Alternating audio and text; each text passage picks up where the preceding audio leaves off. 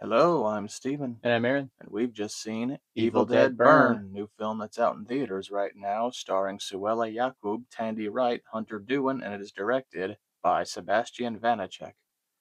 After losing her husband to a horrific Deadite-induced car accident, protagonist Alice retreats with her in-laws to mourn his loss at the old family lake house, where they are paid a visit by the Evil Dead. Burn. So the Evil Dead films have had a pretty consistent track record of quality, although I would say that there are some that I like more than others, and by that I mean the Raimi trilogy is the one I will always come back to. I've never felt an urge to ever rewatch the 2013 one, even though I thought it was a pretty solid film overall. I just don't have the same affection for that as I do the Raimi trilogy. Also, I didn't care for the fact that the 2013 one, this is just a personal thing for me, was too much of an attempt at serious horror because I think that when it comes to the Evil Dead series, you either want them to be a serious attempt at horror or you want them to be hokey and stupid. I like my Evil Dead movies hokey and stupid. My favorite is Army of Darkness. Oh, yeah, I kind of look for a nice blend of the two. That's my favorite kind of Evil Dead. So Evil Dead 2 is my favorite. It's extremely comedic, but there's still like that underpinning of like horror throughout it. That one is the most balanced between the two. The first Evil Dead is a straight up horror movie with a little bit of humor. The second film is a perfect balance between horror and comedy. And then the third film is just a straight up comedy Yeah, with some horror in it. yeah. But yeah, for as much as I thought the 2013 reboot was pretty solid, I never wanted to really revisit it. It is not my kind of Evil Dead. Evil Dead Rise, however, was a lot closer to what I like in Evil Dead movies. It was fun, and that was something that I think was missing from the 2013 one. Now we have Evil Dead Burn. So, did the track record persist, or is the paint starting to chip, as it were? Well, I actually didn't care much for the last one, Rise. I only saw it the one time, and I felt like maybe I was a little compromised, like maybe I was very tired. So I've always wanted to go back and watch that one again. Because the one thing that did stand out to me was the central performance of the mother. Yes.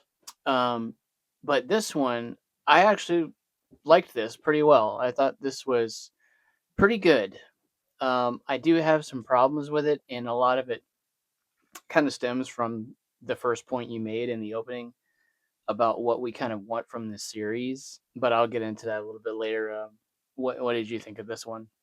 I felt like I'm pretty good at reading your body language. I don't think you like this movie at all. Well, here's the thing. I thought it was an extremely well made movie. It was well acted. The effects work is pretty tremendous and seamless for the most part. For the most part, yeah. Could not wait for this goddamn thing to end. Because what it sets out to do, it accomplishes very well and very successfully. The problem is the thing that it sets out to do is shit that I've seen over and over and over and over. It's the same recycled material again. It's another person getting possessed by a demon getting shoved into an attic. It's another gore fest, albeit not a particularly fun one, because that's the thing. If you're gonna, you can't really make this material fresh anymore. So if you can't make it fresh, at least make it fun. And Evil Dead Rise was fun. This wasn't. It tries to be funny. I didn't think it was funny. Yeah, there are times when it does attempt humor, and there are a few times where it actually got audible laughs out of me. But then there are other times when I'm just like, it's not really hitting because this one is probably the most serious of the three new ones, I would say. Yeah, it's probably correct, even though I don't remember any jokes in the first one. Yeah, the first one plays things very serious and straight. The only joke I can remember, if you can even call it that, is after the credits are over and you get a little cameo from Ash saying groovy. That's Ye- the only joke I can remember in that first movie. So, kind of my problem with this new series is, for as well made as they are, and for as solid horror movies they are, there's like a mean spirited quality to these ones that isn't really present in the original three. I don't think. Yeah, It seems like the writers are more interested in torturing their characters and putting them through misery rather than horror. yeah. Ash gets put through the gauntlet, but it's played in a Three Stooges kind of way where he gets hurt, but he makes a goofy face and he reacts Yeah, to it in a way that no human who's actually getting injured would. He shakes it off basically. These are just relentlessly cruel and mean, and I was thinking yeah, about that myself. It's just these films just kind of revel in the misery of their characters. yeah. It's called The Evil Dead, but in the original, it feels like the Deadites or the monsters have fun with what they're doing, just because of how silly it gets sometimes. But in these three, it just seems like their intent is just total cruelty and evisceration of their victims in as many crazy ways as they can think of. And the other thing that really annoys me about this new franchise is that they intend to keep it going. And it seems like this series has basically just become a series of audition tapes for a director to show off, like, here's my horror reel, hire me for some other things. Did you get the impression watching this that what this director really wants to do is make a Hellraiser movie? No, um, Because I was thinking of Hellraiser at numerous but points. that that does make sense. I bet you this guy could make a really good Hellraiser movie Yeah, because with Hellraiser, the content in this movie seems much more in the wheelhouse of that series. all the way down to them just straight up almost feeling like they're ripping off scenes. Oh, maybe that's too harsh, but there were scenes that were very reminiscent of Hellraiser to me. There was a scene where one of the characters like has a really passionate kiss with a Oh corpse, yeah, and that just made me flash back to Frank and Julie Cotton from yeah. Hellraiser, and then some of the imagery involving the final boss of this movie just reminded me of Frank. And even just the location taking place in this house, I couldn't help but think of the Cotton residence in Mm, Hellraiser. yeah, I could see that. It's funny because like moments like the kiss and like the grandma in this movie, and The grandma sporting some unbelievably fake looking old age makeup. oh, I see. I didn't even really think twice about that. Those are really some of the only times where this comes close to feeling like a balanced Evil Dead movie. Like what I'm looking for is like the silliness within the violence and the horror. I think I would have liked this more if it wasn't an Evil Dead movie and it was just a film about this French lady with a dead husband navigating her toxic family, because those were the most So powerful moments in the movie. and this is why I actually think the movie works pretty well. You say we keep seeing the same things over and over again, and that's true because they feel like you're kind of pigeonholed into doing certain things with this franchise. You have to have a certain type of creature, you have to have certain types of shots in the movie, you have to have some kind of machine operated cutting device that is going to be used in the final battle. Yeah, there's a lame ass bait and switch joke about that later on. But the thing that you can do is change up the character dynamics in the central scenario, and I was pretty into this one. The thing that makes this work, despite all the flaws, is the central character is extremely easy to root for Yeah, because Alice. everybody else in the movie is a horrible piece of trash, essentially. Yeah, almost everybody. Yeah, almost I everybody. thought I can't remember his name, but the younger couple, the son of the toxic family, they were generally okay, but the Yeah, mother she's fine, and and the he's not that bad. His biggest thing is that he's a coward. yeah, he's a pushover. But the mother, the domineering black widow of a woman, and the redneck, uh, vile puppy abuser. Yeah, it's so that there's a scene like when they get settled into this house after a funeral that takes place. There's a very clear hostility towards this French lady, our protagonist, who was married to the guy who died, the family's son, and this whole dinner scene is probably my favorite part of the movie because it's the only time where I actually felt like legitimate tension. Yeah, And because it's the Evil Dead, you know that anything can and will happen to any character and that nobody's really safe. Even our protagonist is obviously going to be injured in some horrific way. They always are. So, like, just the dialogue and the way you're kind of waiting for the turn to happen and waiting for things to kind of explode. That was probably my favorite part of the whole movie. yeah, it's definitely the best part. Likewise, I did feel the tension, but should have been in another movie. Would have Yeah. been so much more at home than in a freaking Evil Dead movie where things are going to retreat into gruesome violence and cackling demons and somebody getting locked in a cellar. Yeah, for me, like the biggest issue, it really is the fact that they focus too much on the gore and trying to come up with crazy ways to kill their main characters off. When I don't know, we could be having more fun. We could be taking this less seriously, but all at the same time, like the protagonist's whole story here is about abuse and like toxic relationships. It's hard to make that a joke, I guess. Yeah, well, I'm about to. I don't want to blame the victim, but she was dating a chef.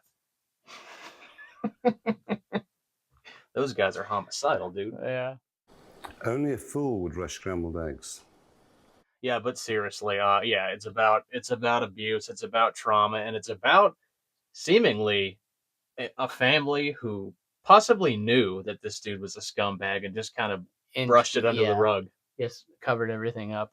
One of the things that this series is not too great at doing is tying in the Evil Dead lore. That's another thing. They got to find a way to shoehorn the Necronomicon in every single time. Yeah, the way they kind of kick off the entire reason for all this happening is it's kind of lame and just not entirely thought through. It's just Yeah. like, oh, we have a grandpa who studied this stuff. Yeah, we had a crazy grandfather who disowned his family to pursue this bullshit. Yeah, it's kind of lame. And we have his old research and his tapes just sitting up in an attic. It really does feel like this was possibly like a spec script for a different idea. I was thinking the same thing, like It's Cloverfield, like a too. Cloverfield situation. Only that's a much better movie. And this was, I guess it was just easy for them to tack on the Evil Dead property to get it sold and produced. On the plus, like we said, the effects work are tremendous. The technical aspects of this are great. There's a lot of creative like shots here. There's one really great use of what I think was a gimbal, a rotating set. Yes, yes. That got a big smile on my face because again, it was it felt like old Evil Dead, like they were trying creative things with the set and with the environment and with the camera. Yeah, because I don't love that first one. I really like 2 and 3, but I Yeah. don't love that first one. But I do like watching it because the technical aspects of it are fascinating. That's the most intriguing aspect of that first movie. That first movie really feels like the audition for the real one, which is the next one. Yeah, Evil Dead is at its best when it's like it's a bunch of people with a low budget going out in the woods and trying things and being creative and seeing what they can do with the camera and seeing what they can do with effects. And there are a few times here, there's like some drone camera shots where it's like, oh, that's kind of fun the way they did that. The way it's operated feels very like Raimi-esque. Yeah, and there's some beautiful shots in here, particularly one at the end where the main character is running into the woods and the screen turns yeah. blood red. They've done that a lot in these recent ones. A blood red skyscape with the main character Yeah. almost a silhouette. There's like one where a character is like on their back and the camera's upside down and then the character is kind of rolling over onto their front and then the camera's kind of rotating the other way until everything is back upright. Just fun stuff like that. And then yeah, the effects work is pretty seamless. It was like halfway through the movie that I started to realize, if there's CG being utilized here, I'm not noticing it until the final boss. Yeah, and it's such a shame too because the effects work really is pretty fantastic. And in a year where it seems like there's been kind of a resurgence of practical effects and makeup work and puppetry, and especially in horror, it's just the old ways are coming back, or at least they're becoming more balanced.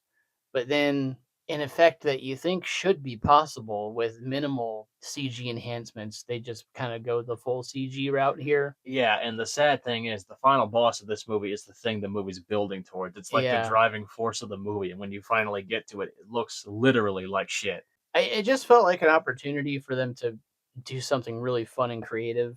But I guess because of the tone, they didn't want to risk totally losing the audience or making them not invested. I don't know, but it just kind of like pulled me out of it because I'm suddenly looking at a computer generated effect when the rest of this movie has been so seamless. Yes, and then when the movie's over, there's a mid-credit scene, and then there's an after-credit scene, both friggin' laughable. Yeah, I think a lot of it has to do with the tone of this movie. It's so like hyper serious, and then when it is funny, it just doesn't work because everything else you're seeing is so evil and violent and cruel.